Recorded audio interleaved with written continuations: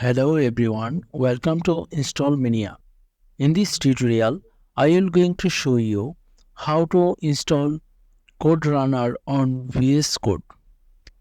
I hope you know that VScode is the most popular code editor software where we write code for software and web. So, if you use Code Runner, it will give you freedom to run 53 programming language on VS Code, so you can easily by few clicks run any kind of or any programming languages from 53 of list on VS Code.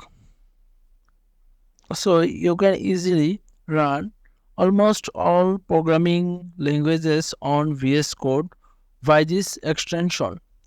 To install this extension, you need to start VS Code first. So I click on VS Code, then it is running. Then I click on extensions bar. This is the extension bar. And then here I will type Code Runner.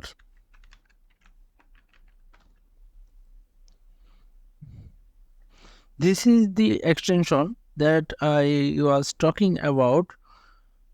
So this is the list of programming languages which can easily run on VS Code by this extension. So I just click on install button. It was installed.